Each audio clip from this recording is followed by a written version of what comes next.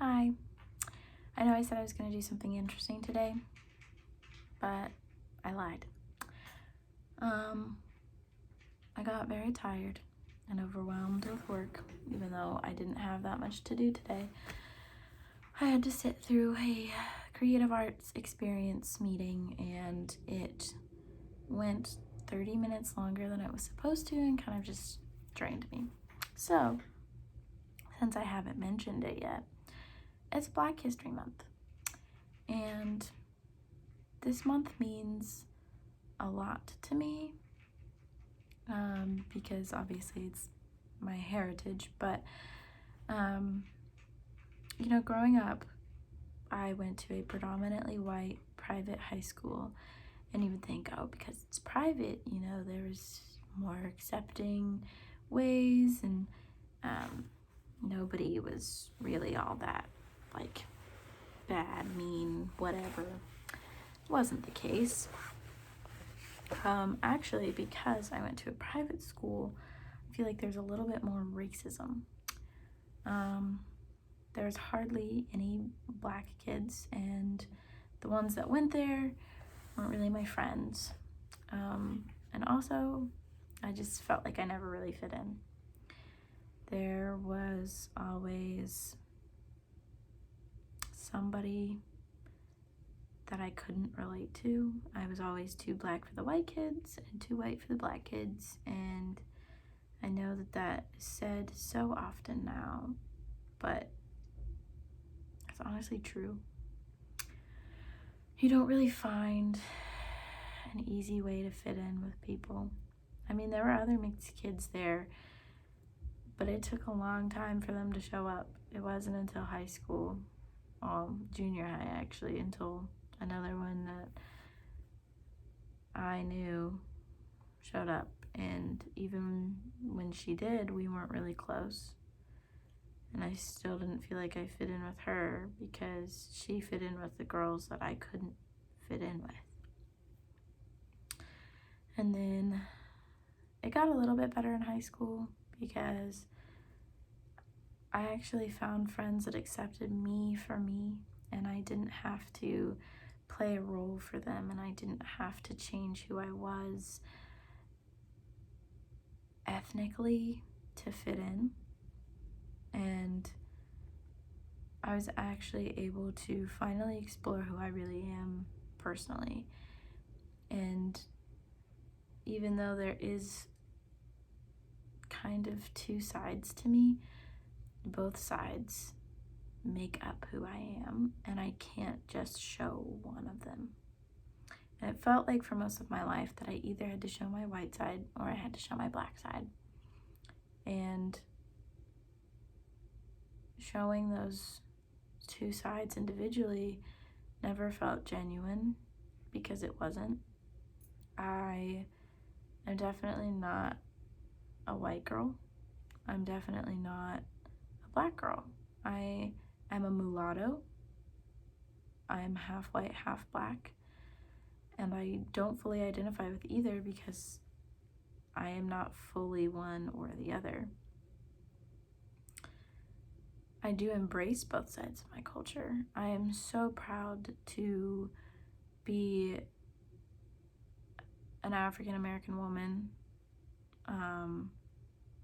because it feels like even though I am considered a minority, I take pride in it, because even though my ancestors went through so much adversity, they were strong and they overcame it, and now I am here today being treated mostly as an equal. There are still some people out there that obviously have bigoted views and ideas about people, but most of the time, I'm not judged based on the color of my skin. I'm judged based on my personality, which I definitely 100% prefer, because then they're judging me on me instead of something that I can't change. Black History Month is really important to me because when I was younger, I didn't really understand racial differences, because my family was very mixed, obviously. I had a white dad, I had a black mom, so I had both sides of the cultures. They all got along very well, and so I just thought the entire world was going to be like that. And then I got into history class. I learned about slavery, and I learned about injustices for Black people in America throughout history, even after slavery was abolished, and injustices towards women as well. And, being both of those things, I felt it was my duty to understand and learn about the background. So, I clearly remember in the 3rd grade, I was assigned to pick a bibliography a biography, not a bibliography, a biography to read. And I chose Rosa Parks. Now, little did I know that when I chose that book, I was going to be reading about one of the most influential Black people in history. And when I started to read her story, I was so overcome with pride. The fact that she stood her own when she was in the right, it really just astounded me, and I honestly really look up to Rosa Parks, because she was sitting in a seat that was allowed, like, it was meant for her to sit in. It was the first row in the Black people section that she was sitting in. And the bus driver saw a white woman standing up and told her to move for that white woman. And she said no, because it was her seat and she had gotten there first and it was meant for her. And it's not like she tried to take a white person's seat. No, it was a seat that was meant for her, and she took it. And they were still trying to take it away from her, even though she had a right to be in it. So she took her right, and she just fought for it. She didn't have to do much except refuse to move. And that one little instance of her declaring that she has rights to sit where she is allowed to sit and not be told what to do just because, she has a different color skin, really empowered a lot of people and started a big movement. Like, she was very influential. And so reading through all of that really just inspired me to try to be a Rosa Parks of my time, if that makes sense. And I have had a few instances where I have been done wrong against because of the color of my skin and because of my race. But it's never been anything super terrible or bad. It's just been kind of like subtle exclusions from things. But the first time that happened to me, I was heartbroken. I thought that there was something wrong with me. I thought that they just didn't like me, they didn't approve of me, and I thought that I had done something wrong. So I started to question myself, and it really messed with my emotions and my confidence, and all of that happened just because I didn't look like someone else.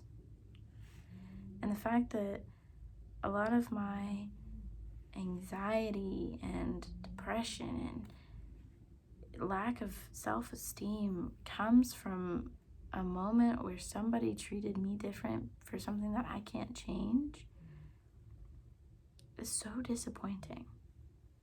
Like, I don't understand how you can look at somebody and see them as less than you are just because they don't look like you. Like, that's so unfathomable to me.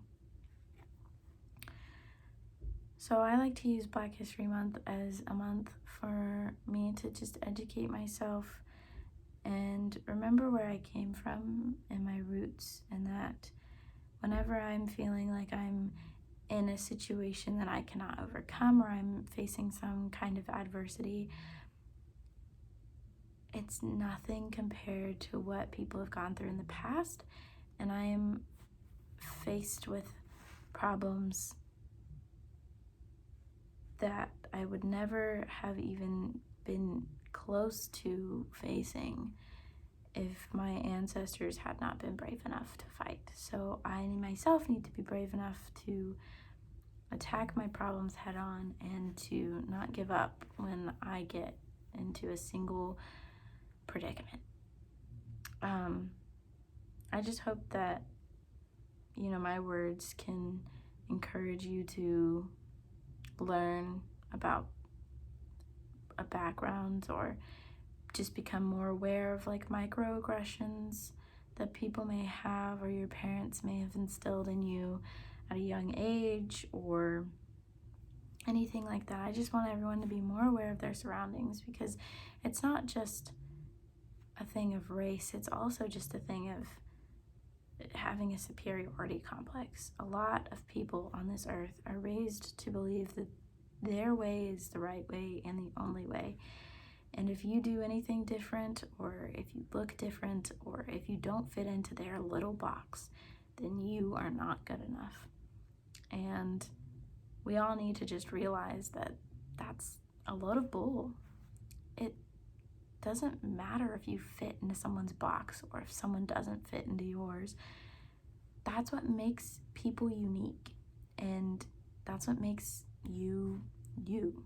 And you can't expect everyone to be the same, or we wouldn't have a society. It would just be like a monotonous, robotic type of environment. Like there would be no interesting diversity. There would most likely be no entertainment or anything, because everybody would be the same, and so we wouldn't care. So just because someone's different doesn't mean that they're broken, that they're wrong. It just means that they're different. And difference is not bad. Difference is good. Because if we were all the same, it wouldn't be fun. And most of the time, you would probably get tired of it. Because honestly, the people that are more similar to me, I get irritated with faster than people that are different. I find myself attracted to people that are the exact opposite of me, because they add a view and a personality to my life that I can't provide, because I'm not that person. And if I were to meet myself, it wouldn't be very stimulating, because I already know everything about myself. They couldn't surprise me. They couldn't show me anything new. It would just be me. And a world full of me's isn't that cool. And I really hope that other people can understand that and learn that. And I hope that this video helps some people or encourages people. Maybe you could share this video to somebody that you think they need to see or hear it, or something like that. But even if it only reaches a few people, I hope that the few people that do watch it actually enjoy it and learn something, or maybe take a new perspective on something, and can just be more aware of their surroundings and how you treat others and how others treat you, and how just people in general treat each other. And maybe you can help fix somebody else's perspective.